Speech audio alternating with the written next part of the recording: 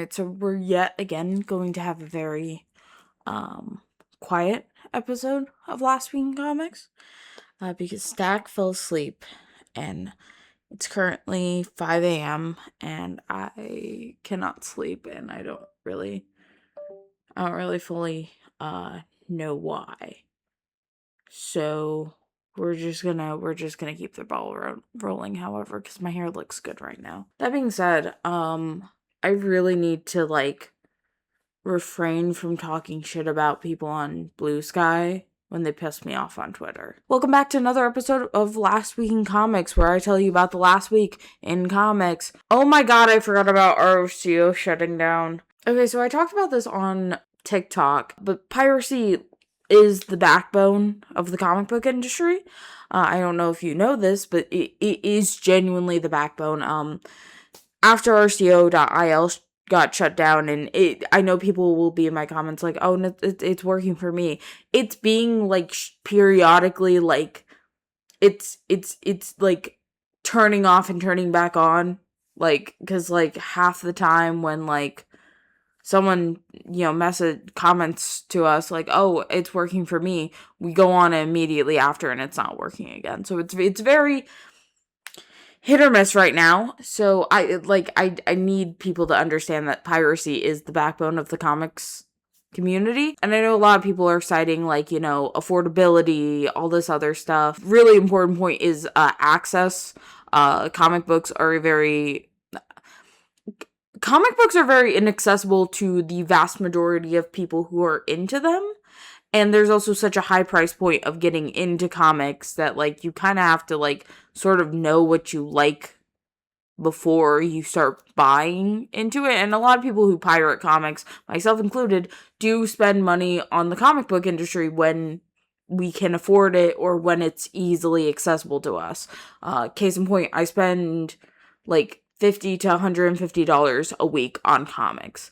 I still pirate to run this show, because right now, as it stands, the comic book shop that I order from that has all of my books is in a different state than I am. And it's either I would have to rebuy all those books, and potentially because the comic book shop near me here does not do an ordering system, I would be taking them away from people who don't have those books at all. So it is I don't know why people are. It's a very complicated issue.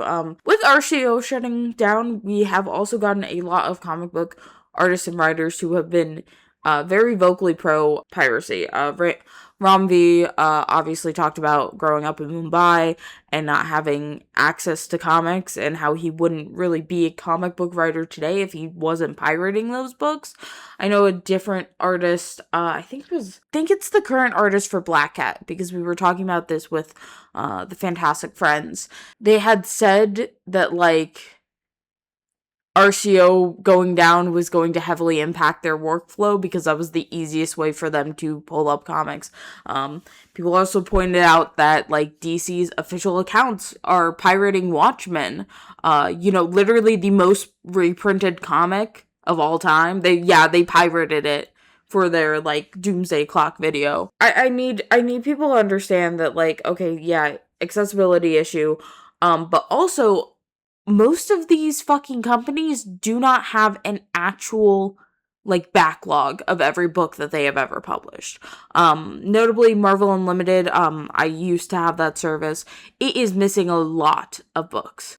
Just the ones I was able to find, or just the ones that I know about. The back half of Sensational She-Hulk, the last 10 issues after John Byrne left the book aren't on there. I needed it for the White Wingfoot video essay. This is how I found out most of these. Well, I needed it for the Wyatt Wingfoot video essay. When I was reading all of Wyatt's appearances, this is how I found out. The Marvel graphic novels line is almost entirely just it's not on Kindle. There's no way to legally read it unless you know someone who has copies of the 70 books that were included in that line. And I say 70 because there is 72 officially, but The Death of Captain Marvel and, of course, New Mutants are reprinted quite regularly, but the other 70 aren't. which is insane. And they're also not up on any websites. Quite famously, Alias not on Marvel Unlimited, so you would have to buy you have to pay separately for it, or you have to find physical copies. The Marvel superhero line,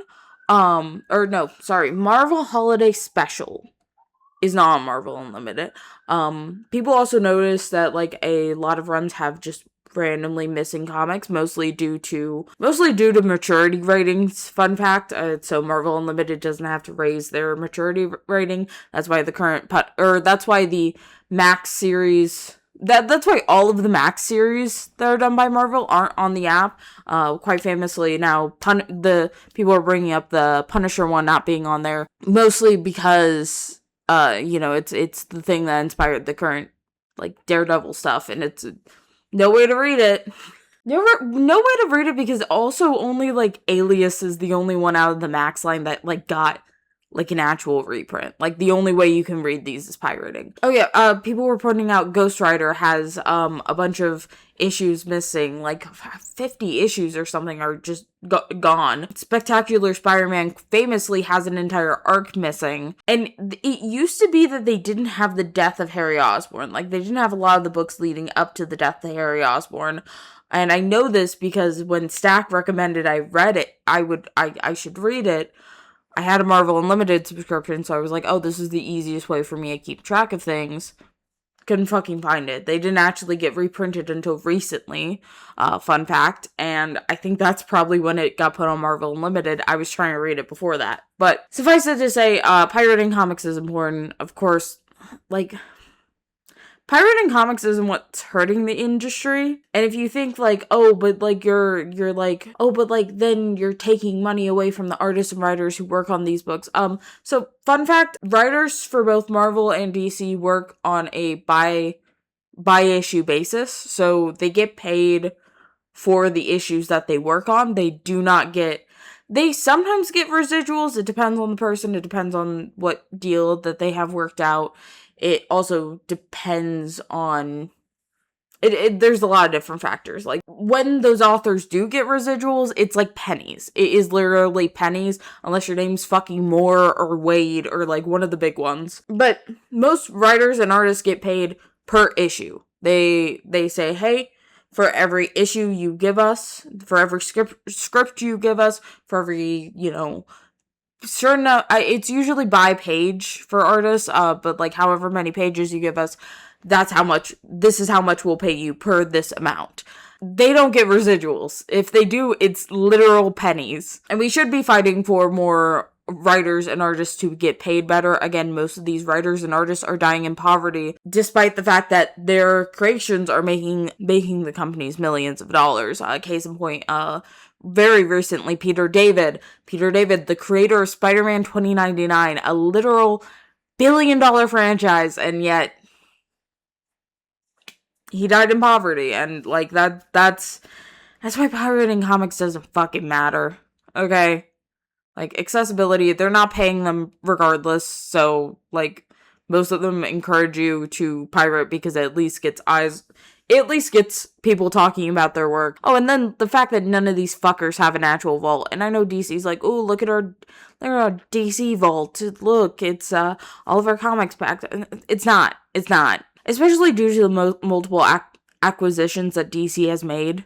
Buying up Captain Marvel, buying up Blue Beetle. They just don't have everything, and that's just the reality of things. The only way you can read the original 1930s Blue Beetle comics is if you fucking pirated them. Okay, let's actually get onto the stuff I read this week. And by the way, yes, I am literally, this is the list I use. I use the pirating comics list because guess what? League of Comic Book Geeks they suck at fucking organizing, okay? I don't want to see how many fucking variants came out this week. I only care about the fucking books, and I don't want to have to reset my search every single time I do it. Anyway, starting off with the number one I have probably been looking forward to the most, Barbara Gordon Breakout. The first issue came out.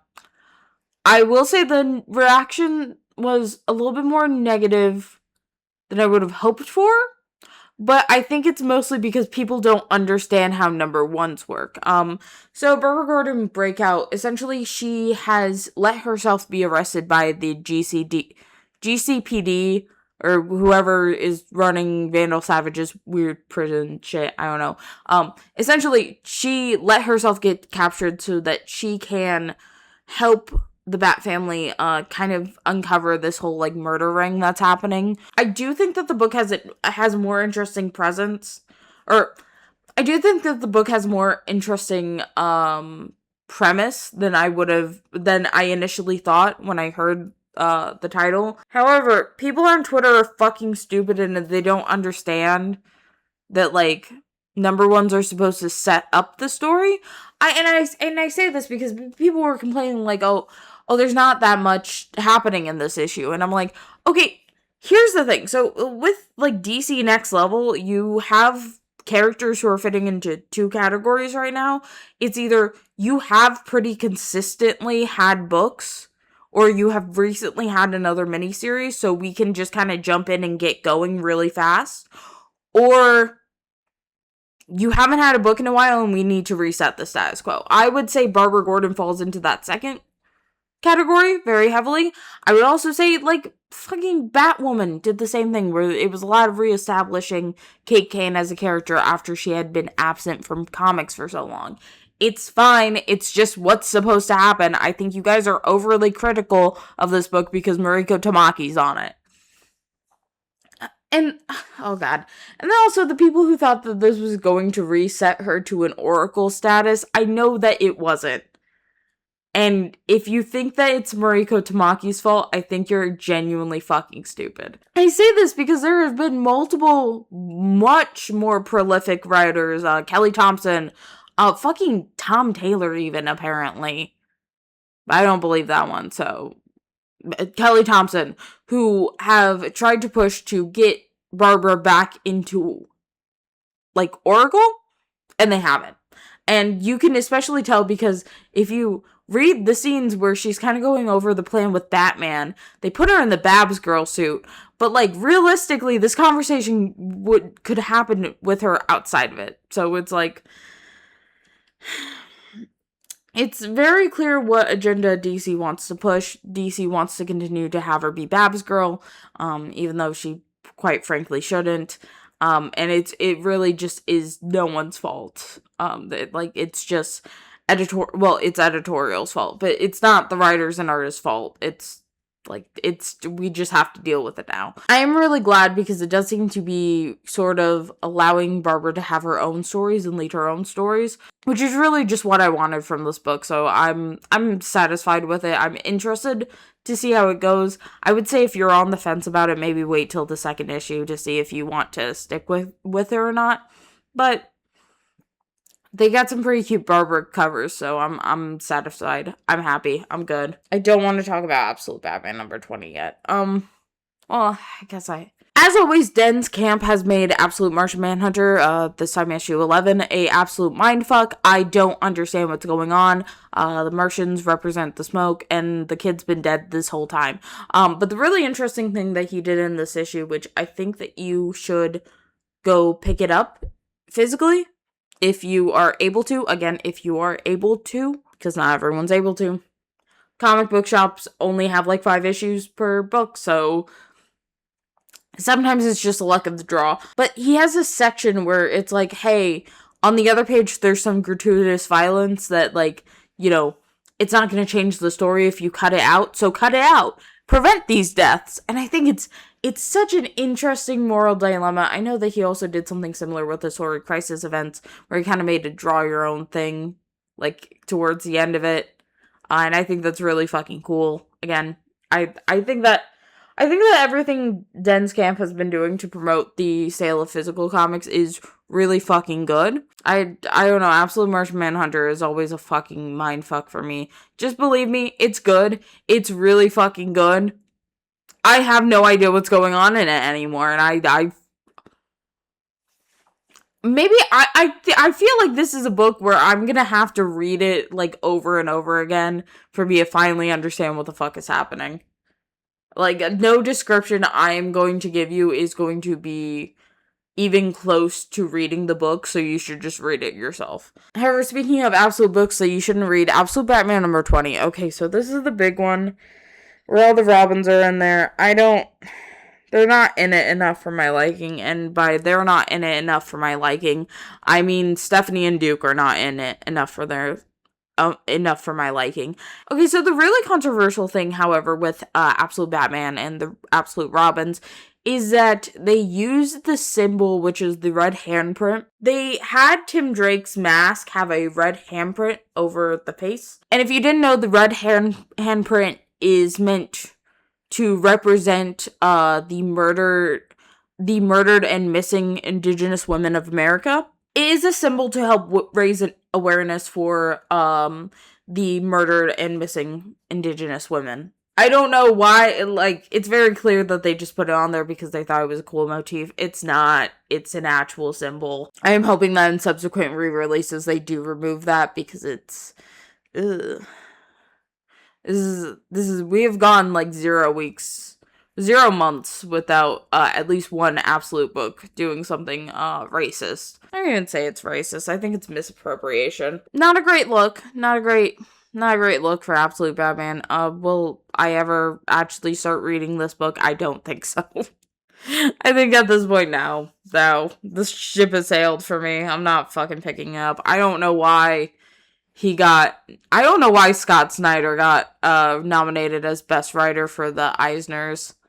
I don't know, people were posting the image of all the DC writers who got nominated, which is Denz Camp, Scott Snyder, James Tynion IV, Kelly Thompson, Mariko Tamaki, and Stephanie Williams. And all the men on that list, I think, are fucking industry plants. I think DC's paying people off. I don't know why they're on that list. I'm really hoping that Stephanie Williams wins, mostly because I want that Vixen book to happen more than life itself. Okay, so I just remember the Action Comics 1098 came out. Nothing notable from Booster, as always, because God forbid anything good happens to Blue and Gold. But there's one thing I do like and appreciate, and I heard people already talking about this, which was sort of the Kents going through the legal adoption process instead of forging documents. I have to agree with most of Twitter when they said, yeah, having them go through the legal means of adoption for Clark, because he is abandoned usually. They kind of detailed the whole process. They give a sort of, like Mark Waid's retelling of Superman's origin story. And I just think I have to agree with most of Twitter. I think that I feel like having the Kents go through the legal means of adoption really helps kind of fortify them as forces of good. It helps kind of solidify them as the reason why Superman's like this, because he found this loving adoptive family. And I don't know, I like it. It was cute. Booster wasn't doing shit in this issue. It seems like this whole time travel plot was mostly just to get Mary Marvel in here, because she has been doing the absolute most in comparison to the other two. So, alright. I guess that's what we're doing now. Okay, next up on my list is Supergirl issue 13. Okay, so we're kind of continuing the Cyborg Supergirl plot. That's all I have to really say about it. It's like Supergirl's trying to convince Leslar and kind of finding out the reasoning behind her joining forces with the villain. And you can really feel that Sophie Campbell didn't want to do the Reign of the Superboys, but had to shove Khan in there because of what editorial's doing this summer, where they're like, oh, we're gonna do the Reign of the Superboys, and you could tell that Connor was just shoved in this book last minute. And you know what? I appreciate that. I think that more writers should take this mentality when it comes to events. Sorry, Con fans. I'm pro leaving Connor Kent out of Supergirl. But yeah, I don't really have much to say about this issue. We're still feel like this storyline in particular has been going on for a while, but I feel I fear that that might just be because we had like a couple of back-to-back long months, which means that there was a lot more time in between issues than there would typically be. Which isn't like a bad thing, don't get me wrong. I just think that like I'm feeling some fatigue with this current arc, and I want us to hurry and get to the point, if that makes sense. Not hurry and get to the point necessarily, but more like maybe have some more issues come out.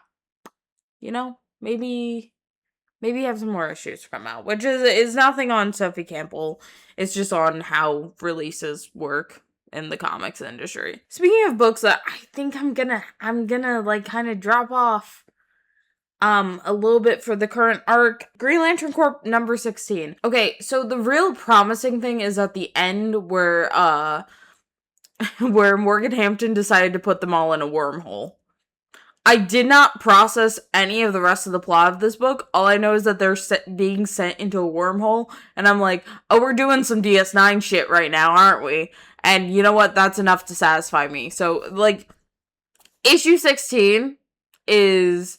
It's not the end of the arc, but it's a very... I believe 17 will be a good jumping on point for the whole Pope Guy Gardner shit, and I don't even know what else is happening except for that. But we're doing wormhole shit. I hope that there's some wormhole aliens, and I hope that they're called the Prophets. I don't know if Morgan Hampton can do this, but just canonizing Bajor into DC would be actually really cool.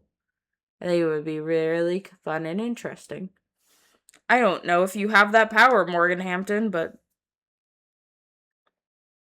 who knows? Okay, and then now we're just gonna go over the books I didn't read. Starting off with Fury of the Firestorm number 2. Quite frankly, I am mostly falling off of this book just because I am personally getting very busy right now. I have to pack up like my entire apartment. Again, this is like the second to last week in comics that's going to be filmed here. And so with all of the like packing and like moving and shit I've had to do, I've just like not... I don't feel the need to read Firestorm right now, and I can only handle one philosophical book a week, and I chose Martian Manhunter, so sorry about that. And I know, Nemesis, you said something about the book when we were on call. I don't remember it. I don't remember it right now. I'm sorry. Again, I do think that, like, DC Next Level had, like, one really good choice. Honestly, two really good choices, but we'll see about the second one. But, like, one really strong start. Like, one book that really did have a strong start, and that was Zatanna. And then the rest have just kind of been like, okay, yeah, I guess that's what we're doing now. If you're a fan of the character, you'll probably like it, but, like, I like Firestorm. Not as into him as I am other characters, though. Never want to speak about this man again. I do just want to say that Emperor Aquaman number 17 came out. I don't fuck with Jeremy Adams, so we all know this.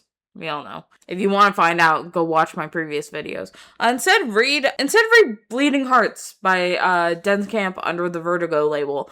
I have heard good things about it. Personally, for me, I just don't find zombies that interesting. That's really the only reason I didn't pick it up. And also because if I talked about this book in length and Stack had to find panels of the zombies themselves, Stack would get freaked the fuck out. So I'm saving my peace and saving my editor from having to look at zombies for too extremely long.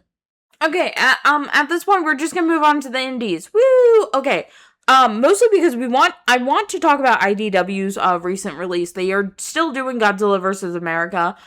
This time, they have released Texas.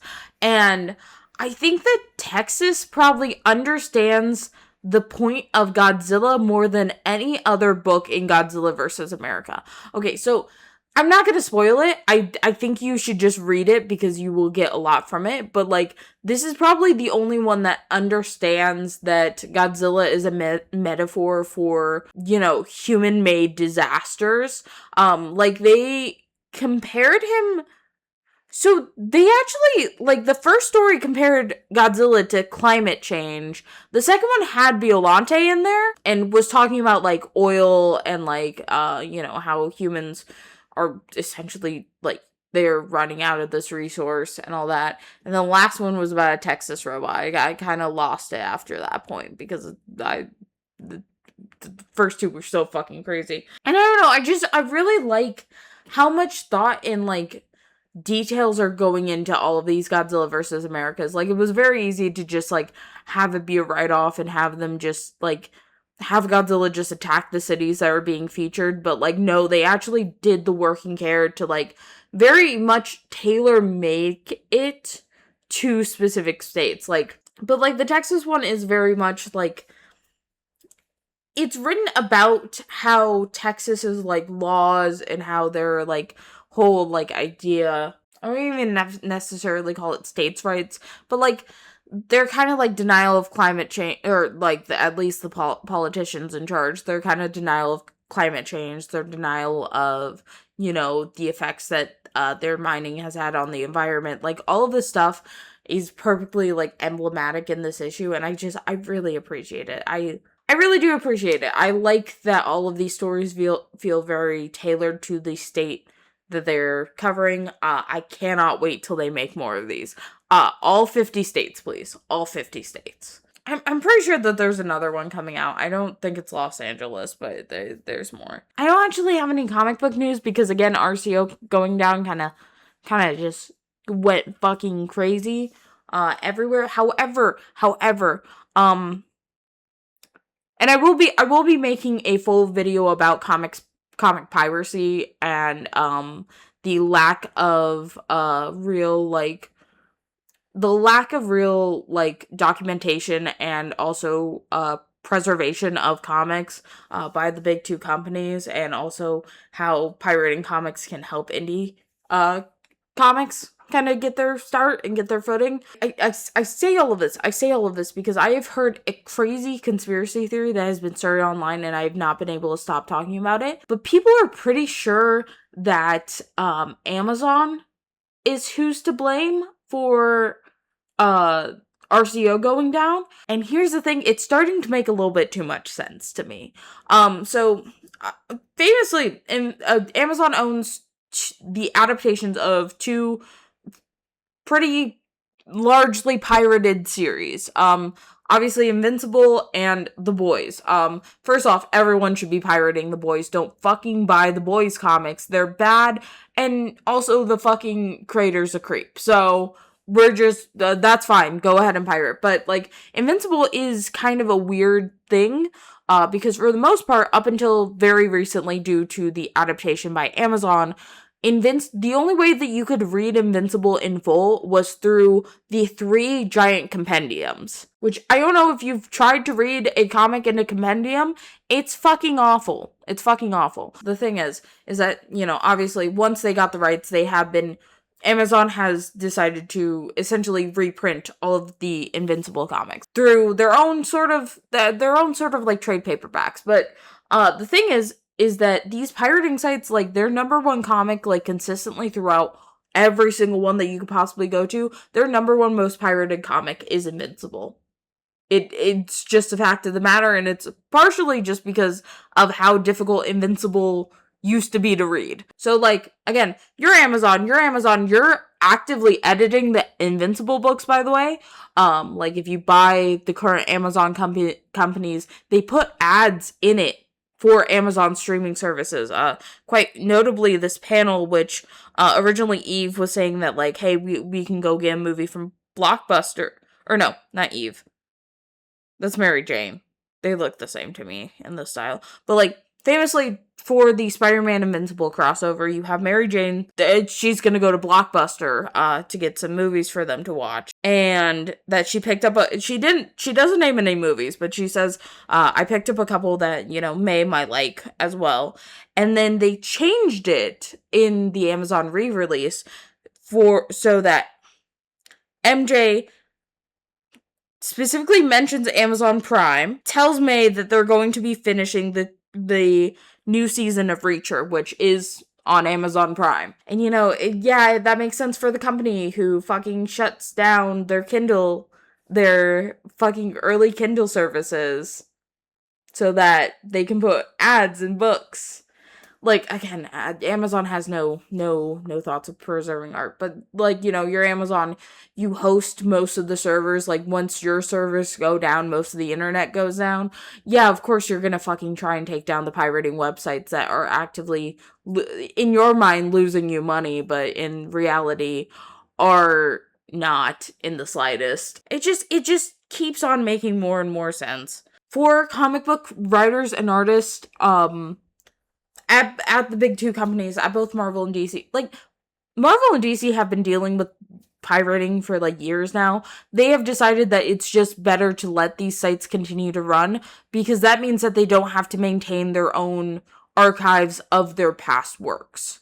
You know, they don't have to be as deliberate about it. Again, DC doesn't even have an archival team. Like, they understand that, like, it is just easier for their artists and writers to go look at RCO, go look at whatever piracy website that they prefer to get the information they need. Quite famously, I know that, like, back in the day before the internet, they did send out boxes of the comics that they had on hand to, like, you know, keep up with, or to let current writers and artists keep up with whatever book that they're about to, like, work on. They don't do that anymore because, of course, that's fucking expensive. Comic book boxes weigh 10 pounds. Shipping that would be crazy. But instead, they tell them to go look it up online. That's what they say. I know, I'm still trying to figure out if DC actually gives their comic creators DC Infinite subscriptions, but also DC Infinite's an incomplete archive. I know Marvel definitely doesn't, though. But like Marvel and DC knows that these sites are a necessary evil in, you know, preserving comic history. They understand that. Amazon, on the other hand, they bought a book from fucking the early 2000s, and they don't get it. They don't get all they see is the dollar signs. But yeah, continue to pirate your comics. It's kind of funny though this week that, like, there's a delay in everyone talking about Wednesday's comics because RCO went down. It's pretty funny. Not gonna lie. That's it. I'm tired. It's almost 6 a.m. Up here is your next recommended video. Is an episode of Ash and Their Fantastic Friends, my live show I do every Saturday, 9 p.m. EST. Is an episode of Comics Terminology, where I tell you how to work the industry to your advantage. Is my interview with Ryan North? Is a YouTube short? I don't know. They won't tell me. Down here is the Wrestle playlist for Last Week in Comics. I've been doing this since November 2024. Literally full runs have been covered in that time. So go check that out. And then over here is the subscribe button. Obviously, White Wingfoot video essays incoming. We are finishing the script within the week. And hopefully that will be posted no later than July. No later than July. That's what we're working towards right now. Oh, the sunrise is very pretty. I have stayed up too late. We also have I have 2 planned videos for Comic Terminology. I do want to do a full video about pirating comics and RCO, which will be under Comics Terminology. I also want to do one about the Comics Code Authority and the one time I almost got sued over it. So definitely subscribe. The videos are going to be incoming. I just have to finish the fucking Wyatt video before I work on literally anything else because it is taking every last bit out of me. And that's all I have to say. And